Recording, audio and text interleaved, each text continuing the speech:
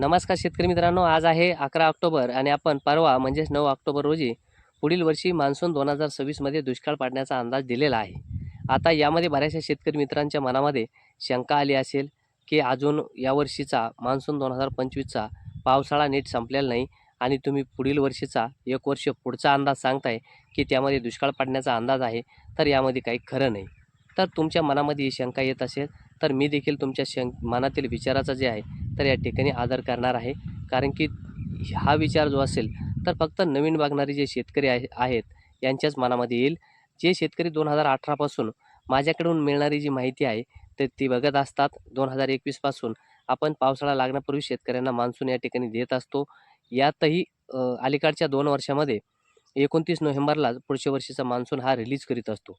म्हणजेच एकंदरीत 2018 पासून ते आता 2025 पर्यंत माझ्याकडून मिळणारी माहिती शेतकऱ्यापर्यंत जात असती. ज्या शेतकऱ्यापर्यंत ही माहिती जाते, त्या शेतकऱ्यांच्या मनामध्ये कसल्याही प्रकारची या ठिकाणी शंका येणार नाही. ही शंका फक्त नवीन बघणाऱ्या शेतकऱ्यांच्या मनात येईल. तर आज आपण तो अंदाज दिलेला आहे 2 दिवसापूर्वी आणि आपण तसं दरवर्षी 29 नोव्हेंबरला देतो. परंतु यावर्षी लवकर देण्याचं कारण असं आहे, की अतिवृष्टी यावर्षी झालेली आहे. खूप मोठ्या प्रमाणामध्ये शेतकऱ्यांचं नुकसान झालेलं आहे आणि हे सगळं नुकसान बघून मी असा विचार केला, की आता 29 नोव्हेंबरला किंवा लेट न देता लवकर शेतकऱ्यांना यावर्षी आपण मान्सून देऊ. त्याचं कारण देखील तसंच आहे, कारण की आमच्या शेतकऱ्यांकडे पैसा जो आहे, तर तो दिवाळीच्या आसपास किंवा दिवाळीनंतरच येत असतो. आमच्याकडे सोयाबीनचे, मकाचे, कापसाचे, त्यानंतर काहीकडे ऊसाचे बिल देखील हे सर्व दिवाळीच्या नंतरच आमच्याकडे पैसा येतो आणि संपूर्ण पावसाळ्यामध्ये आम्हाला पिकाला हा पैसा लावावा लागतो. तर ज्यावेळेस आमच्याकडे दिवाळीच्या नंतर पैसा येतो, त्यावेळेस आमच्या लेकरांचे देखील काही मागण्या असतात, त्यांचे देखील काही इच्छा आकांक्षा असतात आणि आम्ही त्यांना सांगत असतो शेतकरी आमच्या मुलांना, की तुला कापूस विकल्यावर घेऊ किंवा तूर विकल्यावर घेऊ, ऊसाचं बिल आल्यानंतर घेऊ, म्हणजे सायकल असेल, काही काही वेगवेगळे मागण्या आमच्या लेकरांच्या देखील असतात. आमच्या लेकरांना देखील भावना आहेत आणि त्यांना देखील काहीतरी घ्यावं वाटतं.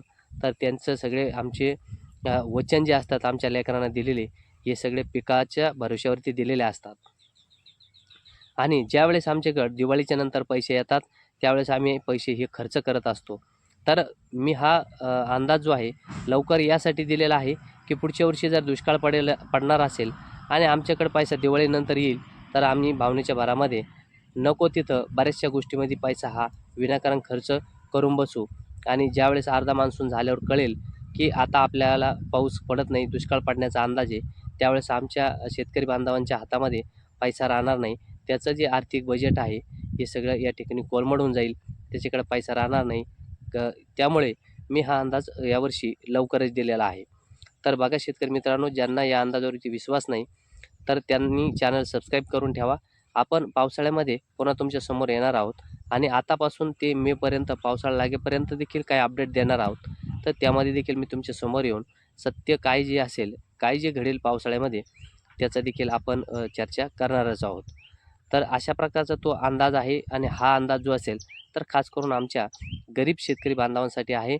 जे मोठे शेतकरी आहेत, ज्यांच्याकडे जास्त जमीन आहे, ज्यांचं उत्पन्न खूप मोठं आहे, ज्यांच्याकडे मोठ्या बागा आहेत, त्यांना 1 वर्ष सोडून काय 2 वर्ष जरी दुष्काळ पडला आणि 2 वर्ष जरी नाही पिकलं, तर तुमच्याकडे पैसा भरपूर आहे.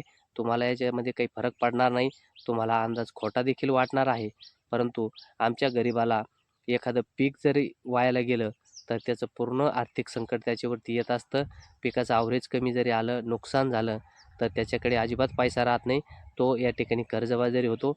त्यामुळे मान्सून 2026 जो असेल, तर खास करून माझ्या गरीब शेतकरी मित्रांसाठीच हा समर्पित आहे आणि गरीब शेतकरी मित्रांनी कोणाच्याही बोलण्यावरती यावरती विश्वास न ठेवता मी जी सातत्यानं तुम्हाला माहिती देत राहील, ही माहिती तुम्ही फॉलो करत चला.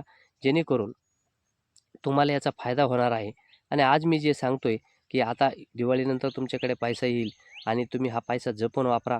विनाकारण पैसा खर्च करू नका. जिथं पैशाची गरज आहे, अशाच ठिकाणी तुम्ही पैशाचा वापर करा. तर हा पैसा तुमचा जो मागे पडेल किंवा जो हा पैसा वाचणार आहे, तो काही तुम्ही पैसा मला देणार नाही किंवा दुसऱ्याला देखील देणार नाही. हा पैसा तुमच्याजवळच राहील आणि हा पैसा तुम्हालाच कामाला येणार आहे.